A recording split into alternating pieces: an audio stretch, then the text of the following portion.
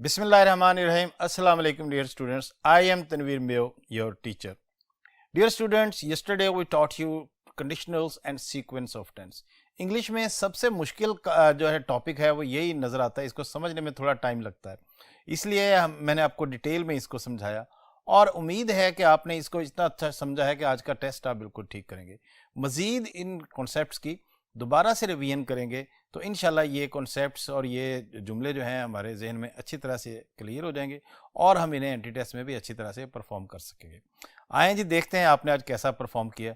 Let's come to the board dear students. Yes, dear students, come to MCQs. MCQ number 116. Whenever the alarm clock rings, I yawn, stretch and will roll over another 15 minutes. Whenever से जुमला शुरू हुआ है, इसका मतलब है उसकी routine है। Whenever the alarm clock rings, कि जब भी अलार्म क्लॉक बजता है। I yawn. अब इस वर्ब को उसने अंडरलाइन नहीं किया। Stretch and will roll over. Dear students, दो वर्ब्स ऐसे हैं जो कि प्रेजेंट टेंस के हैं और उसको उसने अंडरलाइन नहीं किया।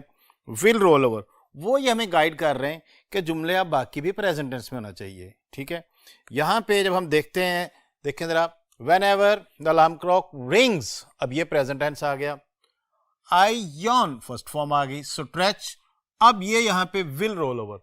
तो जब पीछे ये देखें प्रेजेंट प्रेजेंट प्रेजेंट प्रेजेंट आ रहा है, ये यहां पे विल जो है ये इसके सीक्वेंस को डिस्टर्ब कर रहा है। प्रेजेंट फॉलोड बाय प्रेजेंट, ऐसा जुमला नहीं है कि जिसमें बाद में विल आए, इसलिए इस विल पर गलती जो है वो यहां पे है। अब जरा देखें जी, and rings yon stretch present present present. अब इसका सीक्वेंस देखें, सारा प्रेजेंट प्लस प्रेजेंट हो गया जी। इसका स्ट्रक्चर एक जैसा हो गया, एक ही टेंस में हो गया, सीक्वेंस ठीक हो गया, पैरेलल हो गया।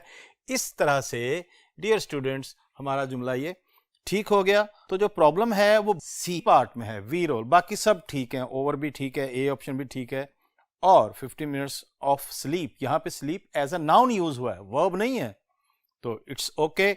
Option C is wrong. Next MCQ. Yes dear students, MCQ number 117। She began to smash the sink edge, pounding it harder until the wood had split. जुमला किस टेंस में शुरू हुआ है, सीक्वेंस को देखना है। शी बिगेन अंडरलाइन नहीं है, इसका मतलब ये फिक्स कर दिया, उसने गाइड कर दिया कि भाई इस टेंस में जुमला रखो। To smash it, pounding it harder and harder until. अब हम जुमले को देखते हैं। शी बिगेन, ये पास्ट टेंस आ गया और आगे आगे हैड स्प्लिट, ऑप्शन डी में। ये गलती है, जब इधर पास्ट आया है अनटिल और अनटिल, कोई इस तरह का नहीं है, कोई इसमें दो सिचुएशन नहीं है, एक एक्शन पहले का नहीं है। ठीक है, पहले कंप्लीट नहीं हुआ, उसके बाद ही कंप्लीट हुआ है। तो इस लिहाज से यहां पे जो ये हैड स्प्लिट लगा है ये मुनासिब नहीं है। Is it clear? Had split गलत है, स्प्लिट ओके है। ठीक है, इस तरह से ये भी पास्ट फॉलोड बाय पास्ट, यानी कि पास्ट प्लस पास्ट का स्ट्रक्चर बन गया। सीक्वेंस ऑफ टेंस इसका पास्ट टेंस में हो गया। तो ऑप्शन डी जो है उसमें गलती है, वहां पे हेड स्प्लिट की जगह स्प्लिट, और स्प्लिट की forms of verb split split split same ही होती हैं। Next 118। I manage to stand on the path by holding to a little sapling because it was too steep for my feet to hold on unless I brace myself. जुमले को हमने देखा है, I manage past tense है, infinitive भी आ रहा है, to stand by holding to. Hold to होता है सहारा लेना, ये भी खास प्रेपोजिशन है, बड़ा फेमस जुमला है, मैं ये बता दूं आपको। Little sapling because it was too steep for me to hold, ये भी एक आपको डबल टू वाले जुमले जो होते हैं, he is too weak to walk, ये भी इसमें देखें आया है। तो लेकिन it was too steep for my feet to hold, तो ये स्ट्रक्चर ठीक है, इसमें कोई प्रॉब्लम, टू वाली हिस्से में कोई मिस्टेक नहीं है, क्योंकि टू होल्ड उसने लगा दिया है। Unless I brace my self, यहां पे प्रॉब्लम आया कि अनलेस, सारा जुमला पास्ट में आ रहा है, यहां पे ब्रेस लगा दिया और आई ब्रेस माई सेल्फ। इसका मतलब यह है कि मिस्टेक इस हिस्से में ऑप्शन डी में। देखें जरा, आई मैनेज्ड बिकॉज इट वाज, ये भी पास्ट हो गया, ये भी पास्ट हो गया, तो ये जो ब्रेस है ये भी पास्ट टेंस में होना चाहिए। Is it clear? तो फिर ये क्या हो जाएगा, अनलेस आई ब्रेस्ड। अब जरा देखें जी, अब मैनेज ब्रेस्ड इट वाज हो गया जी, सारा जुमला सीक्वेंस में हो गया, streamline. So dear students, it was sequence of sentence का जुमला था, पास्ट फॉलोड बाय पास्ट। और भी इस जुमले में काफी चीजें थी, इसमें प्रेपोजिशन भी थी, डबल टू का इस्तेमाल भी था, याद रखना है।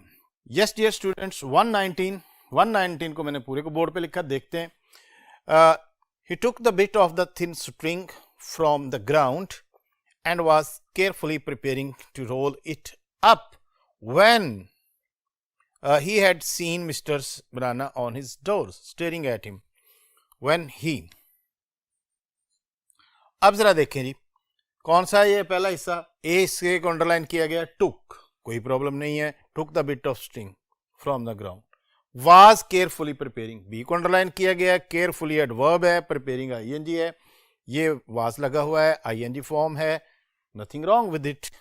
इट अप व्हेन ही, अब जरा देखें जी, व्हेन आ गया, और जब व्हेन से टू साइमल्टेनियस एक्शंस, एन उस वक्त जब हो रहा होता है, तो जो टेंस पीछे आ रहा है पास्ट में, वहां पे भी आगे पास्ट ही होता है, past followed by past. He had seen mister banana on his doorsteps staring at, stare की प्रेपोजिशन ठीक है, इसमें कोई प्रॉब्लम नहीं है। तो प्रॉब्लम इस हिस्से में है, यहां पे हैड सीन नहीं होना चाहिए था, यहां पे जिस तरह से ये सेकंड फॉर्म है, ठीक है, और व्हेन आ गया है, तो जब व्हेन के बाद इधर भी टुक और इधर भी सा, अब ये जुमला जो है ठीक हो गया, व्हेन ही सा। तो डियर स्टूडेंट्स, ऑप्शन सी में हैड सीन की बजाय सा होना चाहिए था, क्योंकि ही टुक और व्हेन, एन उस वक्त जब उसने देखा, तो यहां पे भी ये सेम टेंस होना चाहिए था। ये क्लियर हो गया जी। नेक्स्ट चीजों के लिए, नेक्स्ट एमसीक्यूज के लिए अगले बोर्ड पे चलते हैं जी। MCQ number 120, while being tested the self defense trainee grabs the opponent on and flipped him on his if the challenger weighed. While being tested the self grabs, अब while being tested ये इसका मतलब ये कुछ जुमला जो है, जरा अभी आगे देख, हार्ड एंड फ्लिप्ड, अब ये एक टेंस क्लियर कर दिया उसने एग्जामिनर ने कह दिया कि भाई ये फ्लिप्ड, ये टेंस होना चाहिए बाकी के जुमले में भी। हिम एज इफ का स्ट्रक्चर भी स्पेशल होता है, as the challenger wait, past tense और प्लूरल यूज होता है, बी में, डी ऑप्शन में बिल्कुल ठीक यूज हुआ है, सी में भी ठीक यूज हुआ है। वाइल बीइंग, वाइल के साथ आई कंटिन्यूस टेंस लगाते हैं, ये ऑप्शन भी ठीक है, तो प्रॉब्लम ऑप्शन बी में है। पास्ट का जुमला, ये ग्रैब जो है ये प्रेजेंट में लिखा हुआ है, तो डियर स्टूडेंट्स यहां पे ग्रैब्ड होना चाहिए, ऑप्शन बी में मिस्टेक है। Next one 121, you will be received my answer by the time the meeting starts. एक तो इसमें शुरू में you will be received my answer, इसमें सब्जेक्ट भी आ गया, ऑब्जेक्ट भी आ गया, तो फिर इसमें टेंस की गलती है, इसको यू विल बी रिसीव्ड, ये बी को हटा दें और ये कर दें you will receive my answer, फिर तो ये जुमला ठीक है, सब्जेक्ट वर्ब। लेकिन अब इसमें जो मिस्टेक है वो ए पार्ट में है। अब लेकिन आगे देखते हैं क्यों मिस्टेक है। By the time meeting starts, bye the time वाला हिस्से में आपको पता है कि bye the time meeting starts, ये जब इस हिस्से में प्रेजेंट टेंस आ गया, जरा ये देखें प्रेजेंट, तो इस हिस्से में बाय द कि आप ये काम कर चुके हैं, यहां पे फ्यूचर होना चाहिए और परफेक्ट होना चाहिए।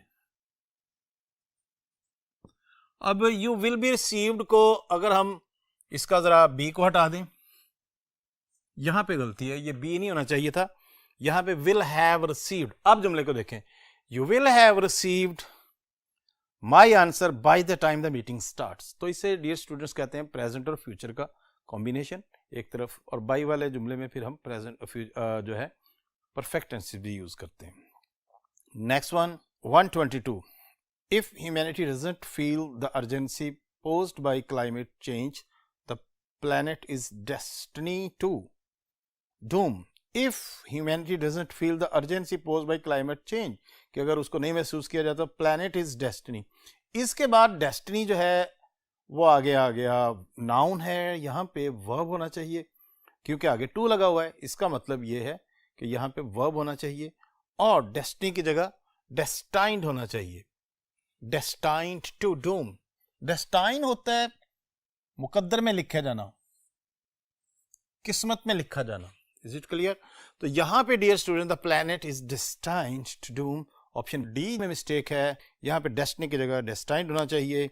ए भी ठीक है, उसमें कोई प्रॉब्लम नहीं है, क्लाइमेट चेंज ठीक है।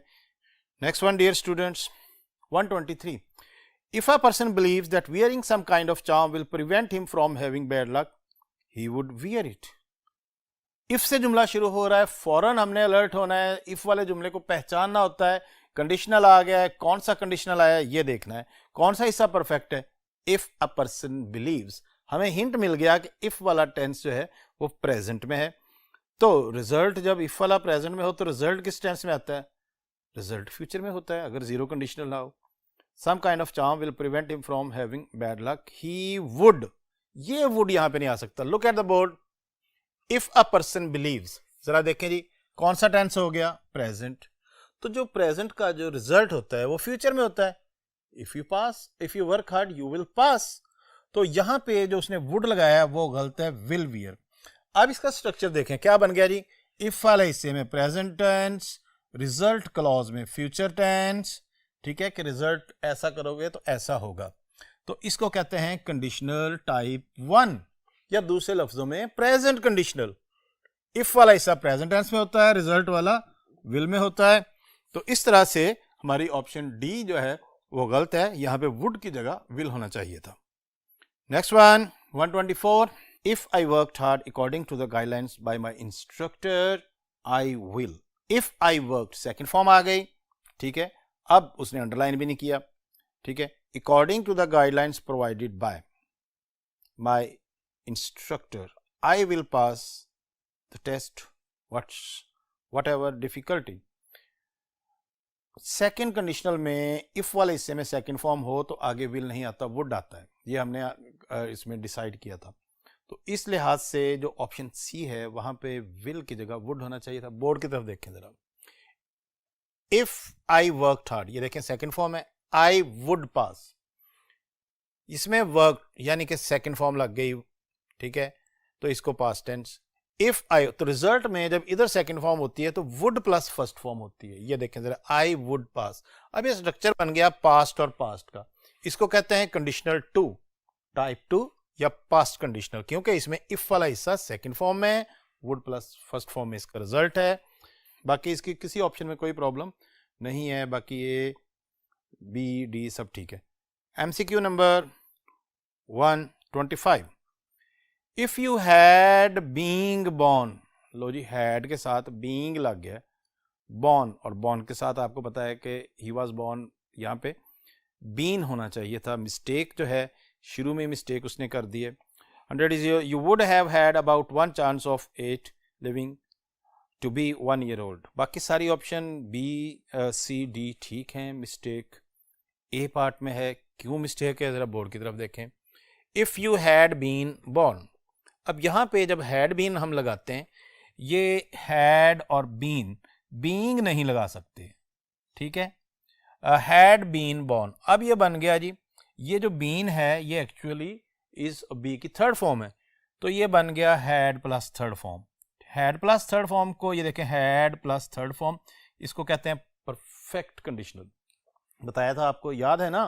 तो परफेक्ट कंडीशनल में रिजल्ट क्लास में क्या आता है, would have plus third form. अब इसमें ये देखें, ये तो वुड हैव है, ये जो हैड है ये एक्चुअली हैड बेचारा खुद भी एक वर्ब है, जैसे गो वेंट गॉन है, तो ये खुद भी as a main verb use होता है। यू वुड हैव हैड यहाँ पे थर्ड फॉर्म के तौर पे यूज हुआ है, तो इस तरह से ये बन गया थर्ड कंडीशनल, यहाँ परफेक्ट कंडीशनल, क्योंकि इसमें had plus third form, would have plus third form का स्ट्रक्चर मौजूद है, दोनों हिस्सों में परफेक्ट, इसको कंडीशनल टाइप 3 या थर्ड कंडीशनल का नाम दिया जाता है। सो डियर स्टूडेंट्स, पहले ही हिस्से में ए में बीइंग की जगह बीन होना चाहिए था। अगले बोर्ड पे चलते हैं बाकी एमसीक्यूज के लिए। Yes, dear students, 126. If you drink a glass of milk before you go to bed, you will sleep. Straight forward हमें पता चल गया कि इफ में प्रेजेंट टेंस आ गया और रिजल्ट में विल आना है। बाकी ऑप्शंस को देखते हैं। ऑप्शन ए इसकी राइट है, बाकियों में क्या मिस्टेक है देखते हैं। इफ यू ड्रैंक, अब यहाँ पे सेकंड फॉर्म है, you go to bed you sleep, यहाँ पे वुड होना चाहिए था, ऑप्शन बी इसलिए गलत है। Option C, if you had drunk, had लग गया, glass of milk before you go to bed, you slept, ये भी गलत हो गया, अगला हिस्से में वुड हैव वाली ऑप्शन नहीं है। Option D, if you drink a glass of water before you go to bed you had slept well, जी हैड नहीं आ सकता अगर प्रेजेंट, तो ये कौन सा कंडीशनल हो गया जी, फर्स्ट कंडीशनल। जरा बोर्ड की तरफ देखें, फर्स्ट कंडीशनल किधर है, ये मैंने आपको बताया था फर्स्ट कंडीशनल, ठीक है, कि इफ वाले हिस्से में प्रेजेंट टेंस आएगा तो रिजल्ट वाले में विल आएगा, तो ये फर्स्ट कंडीशनल है, अभी आपको बताया था। Come back to next MCQ. Yes, MCQ number, तो ऑप्शन ए राइट है। 127, if I had study I would have failed the exam, I wouldn't have failed, लो जी फेल होने वाला बच्चा है। If I had studied I would had failed, check करते रहे, आपने बताना है किसमें सही कंडीशनल का स्ट्रक्चर बना है। If I had studied I would have failed, I wouldn't have failed, if I had studied I wouldn't have failed, option C is right answer. If I studied I wouldn't have to fail. अब जरा देखेंगे क्यों गलत हुई है। Option A में if I had study के साथ उसने थर्ड फॉर्म नहीं लगाई, यहीं छोड़ दें। इफ आई हैड स्टडी लगाया, आई वुडंट के बाद हैव नहीं लगाया, हैड लगाया बी में, इसलिए गलत हो गई। डी में इफ आई स्टडी लगाया लेकिन वुडंट हैव, तो ये कौन सा कंडीशनल था जी, दोबारा देखें थर्ड कंडीशनल में, ये जरा देखें, if I had studied would have, तो ये वुड हैव वाली ऑप्शन है, थर्ड कंडीशनल था, इस लिहाज से जुमला ठीक होना था जी, इसीलिए हमारी जो ऑप्शन है सी वो ठीक है, उसमें सही third conditional.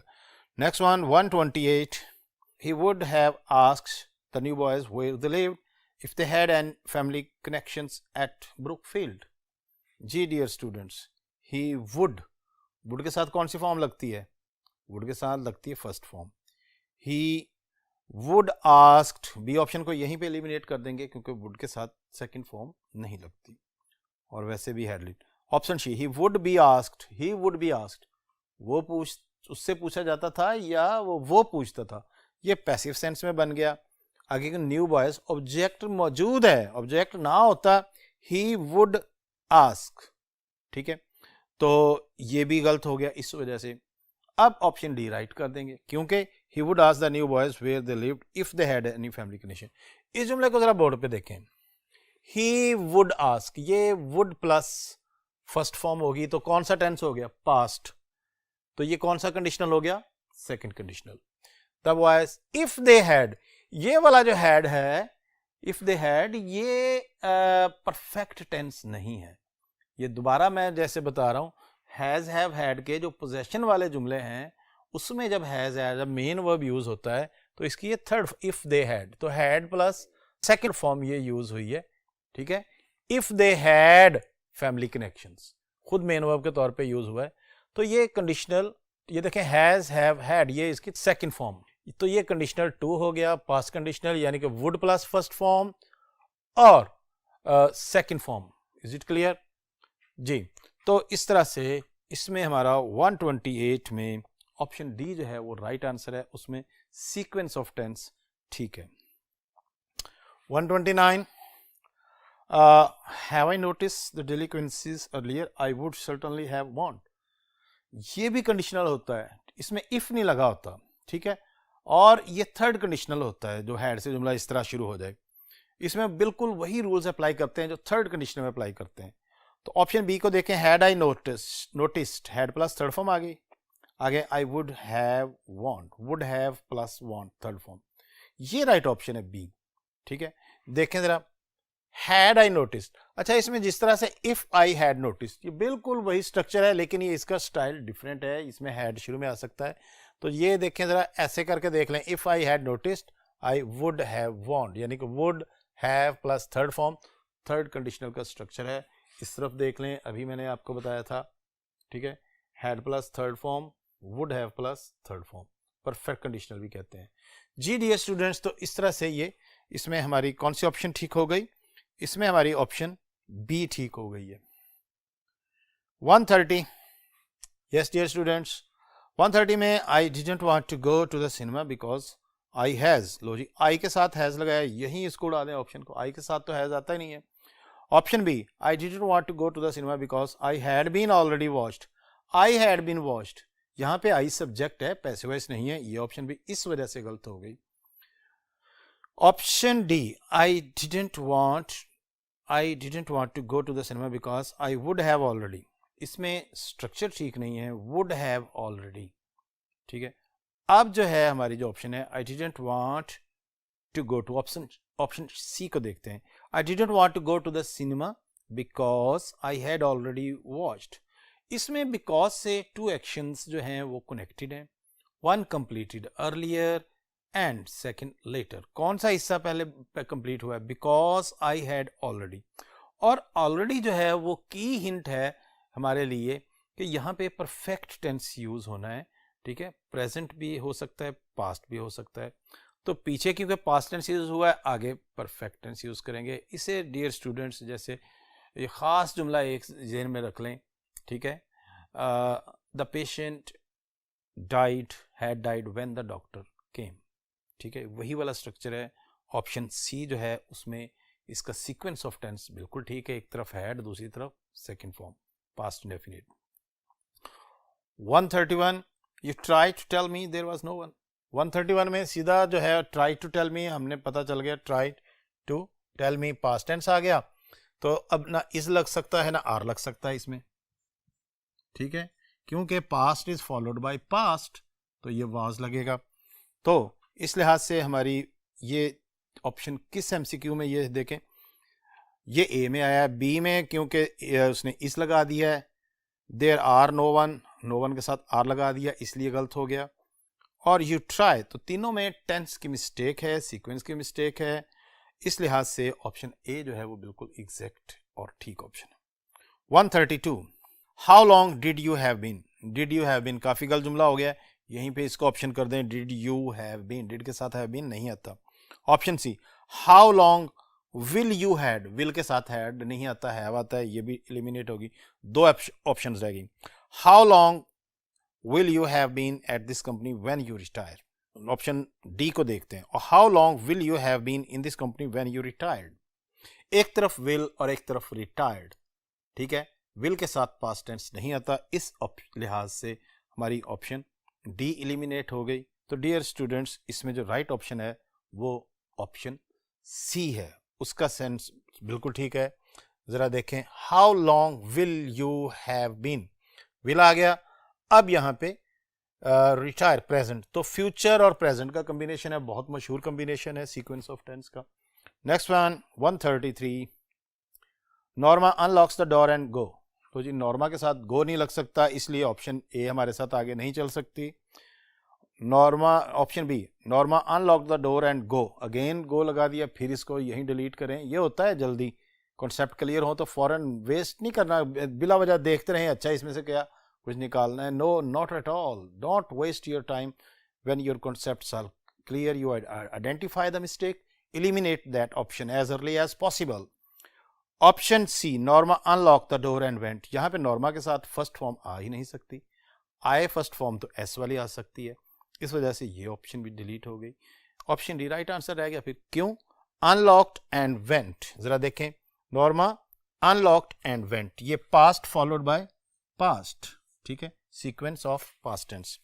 Next one 134, by a time Columbus sight है लैंड, काफी गलती होगी, बाय अ टाइम भी हो गया, कोलंबस साइट फर्स्ट फॉर्म भी आ गई, तो इस लिहाज से इस ऑप्शन में बाय अ टाइम की वजह से ये ऑप्शन यहीं पे डिलीट हो जाएगी, बाय द टाइम होता है, और साइट जो है ये इसके साथ कोई ना कोई या तो सेकंड फॉर्म होती है या फर्स्ट फॉर्म एस वाली होती है, क्योंकि कोलंबस एक सिंगुलर नाउन है। Option B, by the time Columbus sighting, ING लग गया, हेल्पिंग वर्ब नहीं लगा, एलिमिनेट कर दें यहीं पे। C option, by the time Columbus sighted land most of his crew had lost, by the time में पास्ट टेंस, आगे हिस्से में परफेक्ट टेंस, इसका मतलब वन एक्शन कंप्लीटेड अर्लियर, तो मतलब उसके देखने से पहले ही लॉस्ट, और उसके पहले उसके होप खो चुके थे। तो ऑप्शन डी को भी चेक कर लेते हैं क्या, वो तो हमारा आंसर नहीं है।